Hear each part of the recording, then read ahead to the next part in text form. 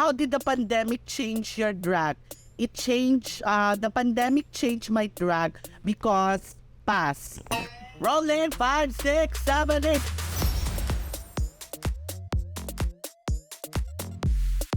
Hi, my name's Arizona Brandy, 25 years old, from Makati City. But right now, I'm representing Cubao. Arizona Brandy is not a comedy queen. Arizona Brandy is a beauty queen who just happened to be funny. Ganaan! And Arizona Brandy is hindi nakahinga ngayon. Arizona Paliena kasi siya dati. Yung Brandy, kasi napakahilig ko sa alak. So why not yung letter B gawin na nating Arizona Brandy. Kilala po ako, syempre, sa pag-inom ng alak sa stage, doon ako nakilala ng malala.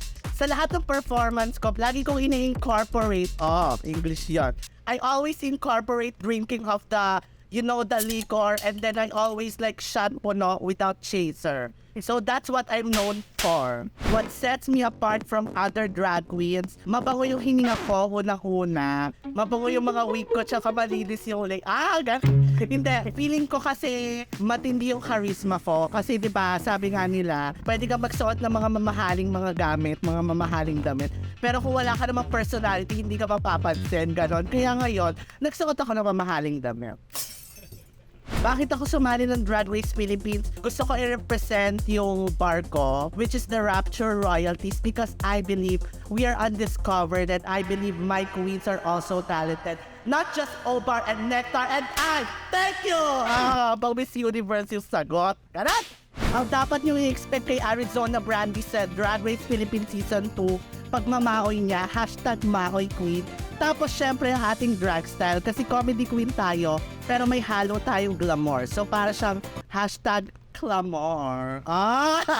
Feeling ko hindi nila ako iisipin na straight. Kasi parang akala nila puro lang ako magpapatawa, puro lang ako hindi seryoso. Pero pagdating sa challenge, nako, humanda kayo mga teeth. Kasi isa-isa ko kayong kakatayin. Rolling 5, 6, 7, 8. Hello Philippines! Ihanda nyo na ang pulutan dahil nandito na si Arizona Brandy.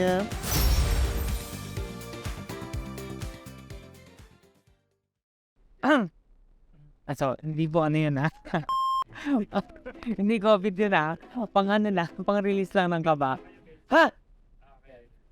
Lamig kasi. Nakakadagdag ng kaba.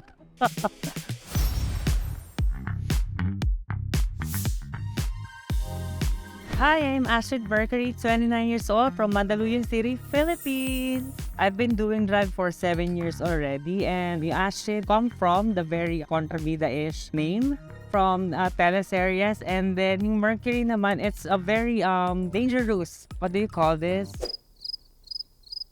Element in the periodic table, and I think Astrid Mercury is very dangerous na makalaban. Sweet face lang ako pero huwag na ako kakalabanin. Baka ma-dispatch ako kayo lang wala sa oras, ganon. Don't underestimate us baby queens kasi mas marami kaming maibibigay, mas fashion forward yung looks namin. And then of course, age namin, which is bata talaga. Unlike the other, ayoko na mag-talk, basta old queens. When you watch sa mga younger queens, ngayon sa mga bar, bibigyan namin kayo ng mga pasabog talaga. Hindi lang yung tipong impersonation kasi nakasanayan natin sa Philippines impersonation ngayon, dito bibigyan talaga namin kayo ng mga splits, mga tumblings, mga cheche-boreche na dyan, yung mga pasabog, mga reveal. I think, mahihirapan yung mga older queens shady.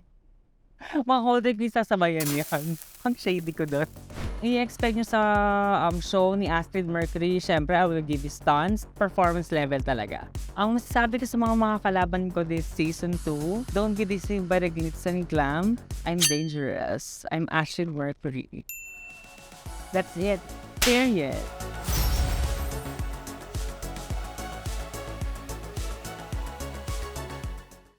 Ang saya ko, tangina. Pangarap ko to, sobra. Season 1 pa lang, pasalamat kayo, deactivate ako ng Facebook. Ngayon, season 2, hindi ko pinaligtas.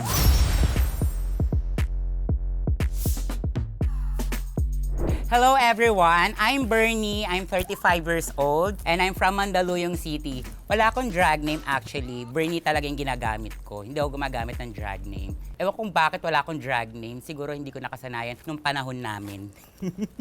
16 years na ako actually nagda-drag. Kalahati na rin ng buhay ko nandito na sa pagiging drag queen na nakasanayan ko. Nag-start kasi ako nito sa isang gay bar dyan sa Quezon City. Tapos na-discover ako ng aking mentor na si Miss Eva Papaya. Ang sabi niya sa akin, wag daw ako mag-backup dancer. Hindi ko daw kailangan na may mga backup. Mag-solo daw ako kasi kaya ko naman. Ibinigay sa akin isang pyesa na si Whitney Houston. Tapos inaral ko siya hanggang sa dinamitan niya ako. Okay naman. Bumili lang ako ng isang pares ng sapatos. Doon lang ako nabuhay dati. Pinag-audition niya ako sa library, comedy bar, hanggang sa O-Bar. Sa O-Bar, 14 years na ako nag-show ngayon sa O-Bar. Diba? Tanda ko na dyan. Eto, pinasok ko ngayon ng Drag Race Philippines at hindi ko rin akalain na makakapasok ako dito.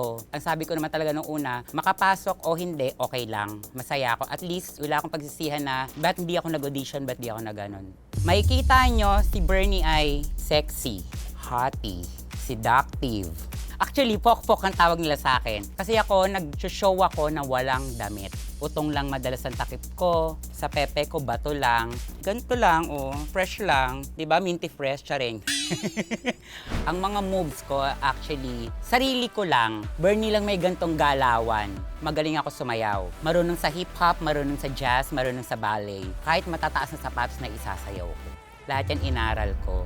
Para to sa pamilya ko at para rin sa sarili ko. Kalahati ng buhay ko, ginugol ko sa trabaho. Siguro naman yung gusto ko naman, yung pangarap ko naman. Kasi gusto ko maging happy sila sa akin. Ang message ko sa mga makakalaban ko, mga sister, hello sisters, relax lang kayo. Tandaan nyo, maliit man ako, nakakapuwing din. Hello everyone! Abangan nyo ako ngayong Drag Race Philippines Season 2 kasi hindi nyo pa nakikita kung gaano nakakapuwing itong maliit na batang to. I love you!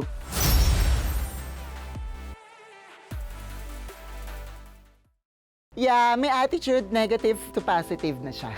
Dati siya negative. Naging positive na lang siya ng bonggang-bongga. Sa mga bashers ko no Season 1, mapapanood yun ako ngayon, so better watch out, bitch!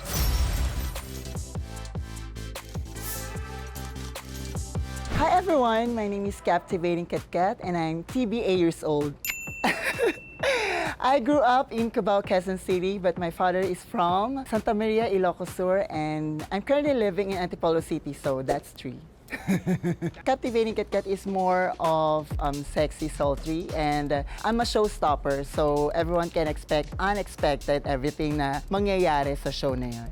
Actually, I've been doing drag for 22 years na. I started when I was 7. So, nag-start ako when I finished high school. Then, nag-audition ako sa isang bar in Malate. It's a theater bar. Before kasi, ang tawag nila sa amin is female impersonators, not drag queens. Nag-start ako as a female impersonator. And my first performance is Let's Get Loud by J-Lo. Marami tayong mga kaaway na queens. Na-resolve ko na lang siya nang hindi ko alam na na-resolve na pala siya. Sa bahala sila. Sila mag-adjust, hindi ako, no? Ba't ako mag-adjust?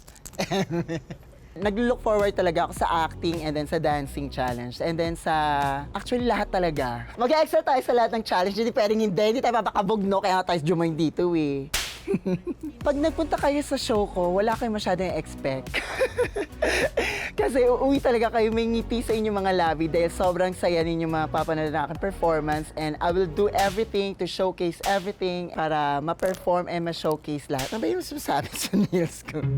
Ayun. I have a unique style. Gusto ko pag may kasama ako na ibang drag queens, gusto ko mag-stand out talaga ako in my own way. Sa mga kalaban ko ngayong Season 2 ng Drag Race Philippines, kilala nyo naman si Captivating Katkat, so better watch out. At alam nyo na ang yung dapat yung paghandaan from looks, from costumes, from wigs, from everything. Girl, not me, okay? Not me. Hi everyone, my name is Captivating Katkat and you can expect more of me. So hindi nyo pa ako nakikilala ng lubusan. Makikilala niyo ako ngayon sa Drag Race Philippines Season 2.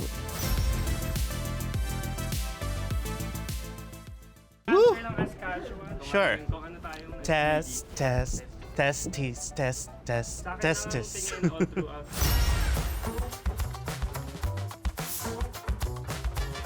Hi everyone, this is Didi Marie Holiday, the gorgeous, glamorous, and delicious desperate housewife from Tayabas City, Quezon Province. Didi is always desperate to entertain. That's probably why Didi would always try to impress and always try to have a very contagious smile. She's a desperate housewife from the suburbs who wants to sleep with her gardener, but her husband is a very strict politician. That's what Didi is. In 2009, we went to Malate. So we went to one of these bars. Pagdating ng midnight, bigla na lang namatay yung lights. And I was like, baby, is there a power outage? Manila talaga, no, di ba? There was a change of lights and suddenly 3 gorgeous glamazons came out. Tapos nakanganga lang ako. Sabi ko, oh my God. Who do I have to sleep with to get on the show? So I befriended the drag queens. One of them was Jaja, who joined Drag Race Thailand Season 1. She eventually became my drag mother. She introduced me to the owners, gave me a schedule for an audition. Luckily, I was assigned to the newly opened Ortigas branch of O-Bar. I have been doing drag for 13 years, and I've been slaying stages here and internationally. The drag scene in the Philippines is a lot different 13 years ago compared to now. I started pre-Drag Race. Back then, we didn't have so many references. We didn't have YouTube gurus to teach us how to do our makeup. Unlike now, yung mga younger queens sobrang spoiled. They can't even zip their own dresses. Yeah. Most of them look the same, so I always give them the advice to be original, learn how to blend, although I think I need to work on my blending today. I'm so sorry. When you come and watch a Didi Marie holiday show, you are gonna be entertained. You are going to forget all of your problems. You are going to have the best time of your life. Didi is an actress. She's a great lip syncer as well. And she can dance, she can move. She tries. To the girls of Season 2, the legendary Didi Marie Holiday has arrived. Bow down. Hey Drag Racers, this is Didi Marie Holiday. Thank you for supporting me. I'm gonna make sure that the love that you give me will be returned tenfolds. Mwah.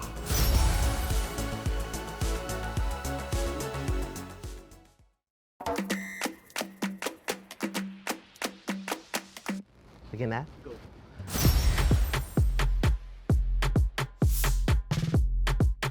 Hello mga beshies! It's me, the 2XL bombshell shapeshifter ng Cagayan de Oro, Hana Beshi!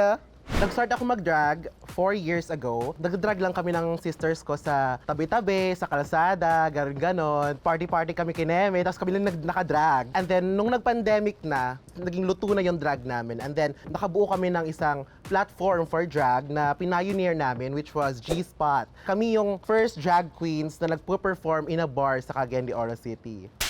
Cagayan de Oro is the gateway to Northern Mindanao. Known siya for pineapples, mga prutas, chicharon, ganon. Yung drag scene po sa Cagayan de Oro City is very young, pero lumalaban. Ang drag persona ni Hana Beshi ay may 3 checklist. Big, bold, and beautiful. Kapag na-check yung lahat, yun na si Hana Beshi, but always has a touch of camp. Yung trabaho ko besides drag is being an architect. And nare-relate din yung dalawang art form na yon kasi design silang dalawa at I think sobrang galing ko mag-design kasi kita niyo naman, di ba? Yung pangalan ko pong Hana Beshi ay nagsimula no, nag-iisip kami ng jowa ko kung ano yung magiging drag name ko. And sakto sa kwarto na yon may isang electric fan. And nabasa namin yung brand ng electric fan na yon and nag-click siya. And then Hana Beshi was born. Isa sa mga challenge na sobrang excited ako is yung design challenge. Kasi noon yung house ko na gumagawa ng mga damit na lahat hindi pa ulit-ulit, hindi binibili online, no shade. Pero ginagawa namin yung mga outfits namin. Kaya shout out sa House of La Fea na sobrang ganda at sobrang unique at walang kaparehas. Ngayon na naging part ako ng Drag Race Philippines, kinakabahan ako syempre kasi makakalaban ko yung lahat ng drag queens na magagaling sa buong Pilipinas. Excited ako maipakita sa kanila na magaling yung Cagayan de Oro drag. And I want to put Cagayan de Oro drag on the fucking map. Yung message ko sa mga kalaban ko, good luck! Good luck. Yon, good luck. Kasi Hana Beshi is here. Hello mga kagayanons na naging ko diri sa Drag Race Philippines ug unta inyo akong suportahan kay si Hana Beshi dili magpapildi. To the whole world, Hana Beshi is here to fucking fight for the crown. So you better watch out.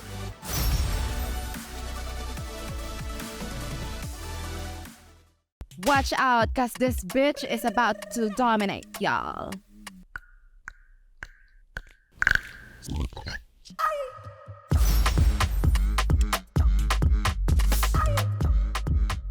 Hi, Hunties, it's Miss J. So, and I am the power top na bratsi ng Marikina City. I am the ultimate one of one, the sexiest, the pantiest, the baddest esoteric brat style. No one can compete with me because I am the competition. I am the only puta that can serve the fantasy of it all. Y'all see this body, this skin, this face, this hair, and everything, darling.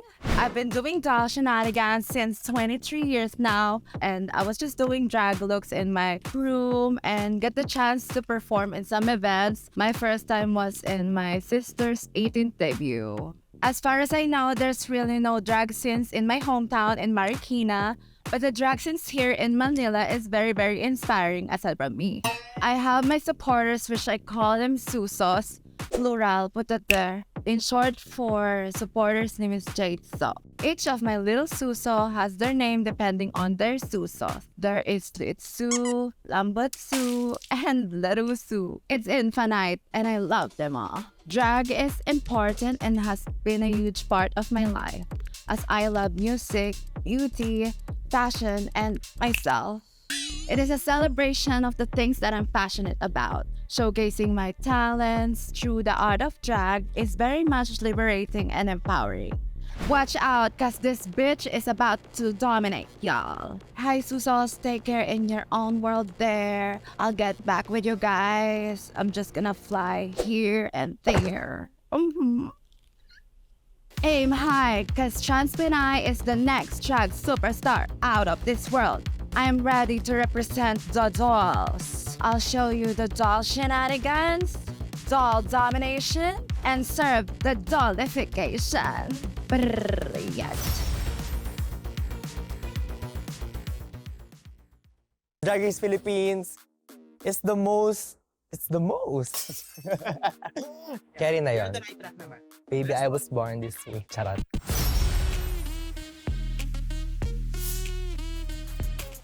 Hi, I'm Matilda, your multimedia drag superstar from Vegan City. Matilda's known for her high-energy performances. She does the kicks, the splits, the dance breaks, and all of that. I started joining Drag Cartel at Nectar Nightclub. It's a lip-sync competition for amateur drag queens. Ayun, during my first try, nanalo agad ako, and the rest was history. My greatest achievement in drag is being here. Drag Race Philippines is the highest form na ng drag. Hindi lang dito sa Pilipinas, diba? And also, the whole world.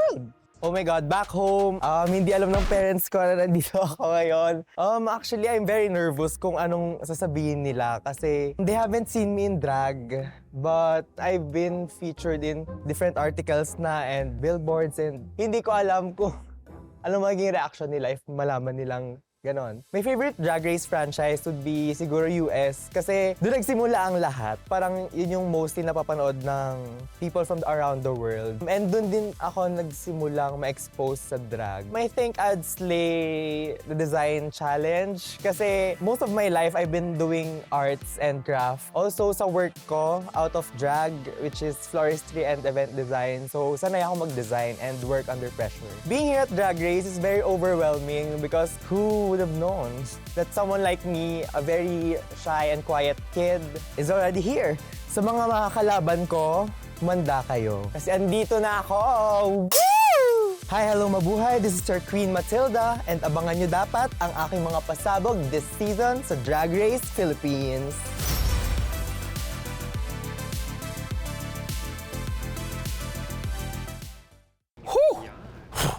Now.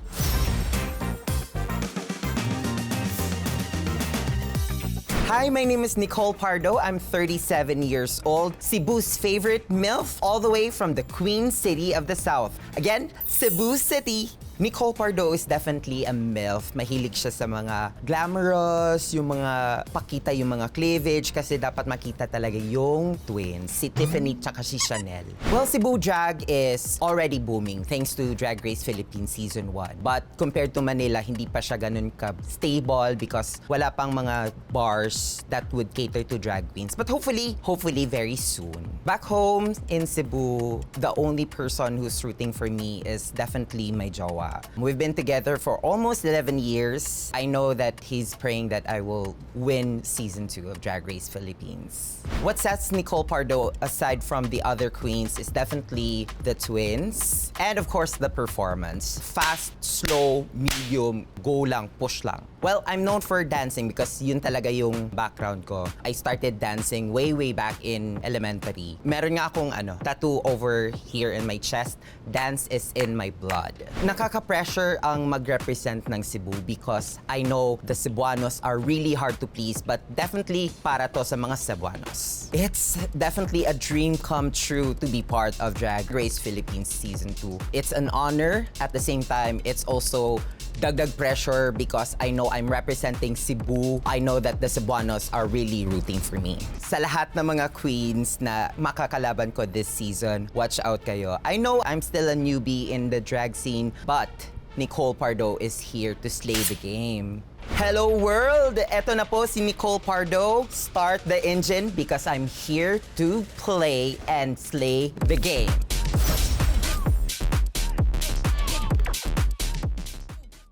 It's me. Charot. Fucking cut that out. Kakanta na ako ng Taylor Swift na ito. It's me, the problem, it's me. Ito, naging Taylor Swift song lang ako. Gaga kayo eh.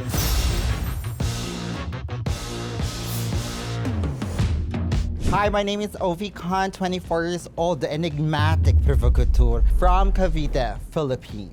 The drag name Ovi Khan came from the original drag name which was Olivia Virgin. Disgusting, right? My God. Bigla na siyang naging hashtag Ovi one day. Tapos napindot ko yung O na matagal. Tapos lumabas yung O na may dash. Tapos ibig sabihin pala noon, it's apparently a Danish word conveying of disgust. Parang which is like perfect for me. And then Kant, dinagdag ko lang yun kasi sabi ng friends ko, maldita daw ako pag nakadrag.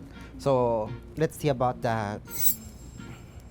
The inspiration behind this look is the symbolism of what Cavite is. It's a kalabaw. And you know, something nasty, something beautiful, which describes my drag best is corpse flower. Combining the two elements together, it's giving you creative process, giving you couture, it's giving you elements. It's not your typical, no offense, but it's not like that. So yes, I am part of the drag collective, Drag Playhouse.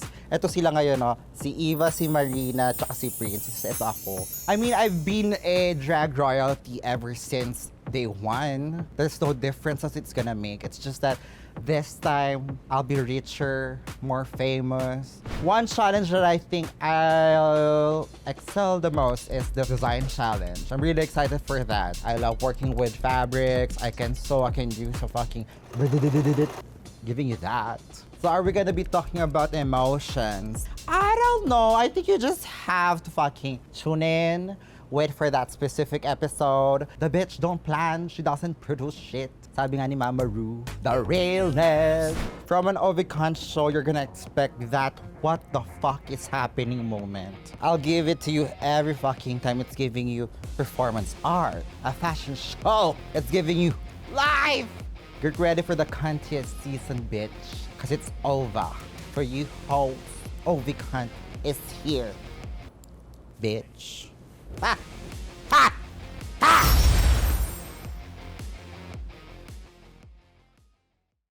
So sa mga makakasama ko na queens, manda kayo dahil dadaganan ko kayo. Charing! Gusto niyo yan? Gusto ko yan? Gusto ko yan! Tama?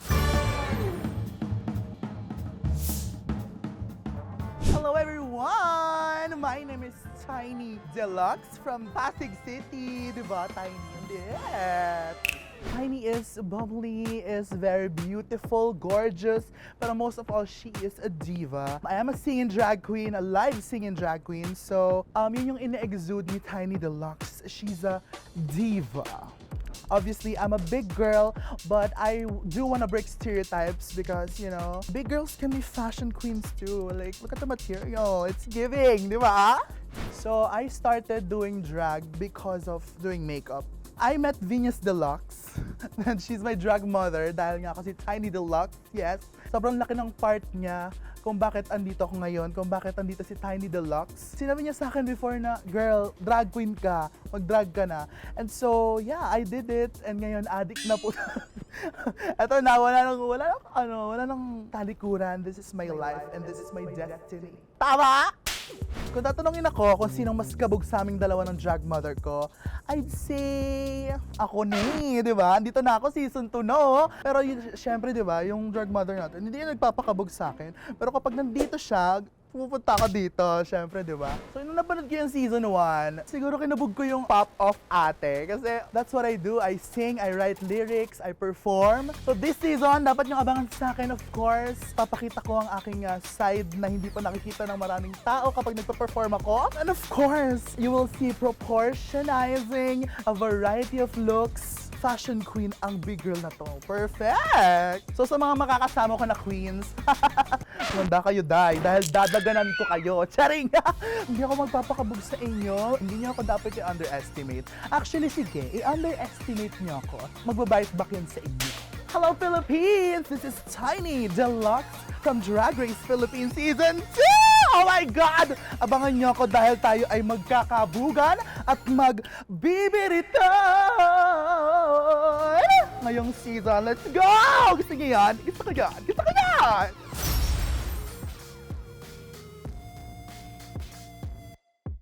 Hi, oh my God, do I look pretty? Can I see you? Entertain me, darling, okay.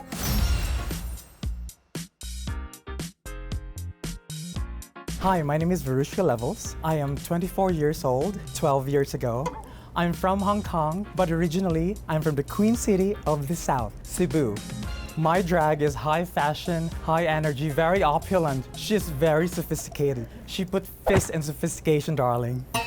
She's quite talented, she's very fashion, so I do dancing sometimes. I love ballad songs as well, so it depends on my mood, but I can do everything, I think. She's very cultured. So I became Verushka Levels because I'm a great fan of this 70s supermodel Verushka, and she's from Germany, and I love the way she projects, and I'm a great fan of her, so that's why it's me, Verushka. And Levels from my house, legendary House of Levels. So I was born and raised in Cebu, and then I went to Middle East. I was a makeup artist of a royal princess there, and then I went back to Philippines for 2 years to work with a celebrity here, and I went to Hong Kong to do photography, and now I'm a drag queen. So the drag scene in Hong Kong is very eclectic. So we have like a drag queen with a rock band, so we have the Filipino showgirls, and then we have the drag queen who just make out with the boys, and that's me.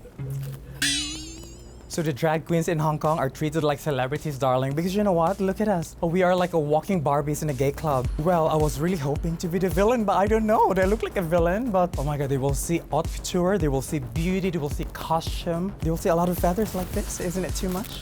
I have beautiful clothes because I'm supported by a lot of designers, and you'll see a lot of beauty, darling, and you'll see a lot of personality, but you'll see a lot of drama, a lot of confrontation, and I will try to steer the pot, but you know, it's like I use air fryer, so maybe I will not do that. To my competitors of this show, need help packing? To all my fans out there, prepare because this season will be a lot of drama, a lot of beauty, a lot of high fashion, and a lot of opulence and couture, darling. Crown her.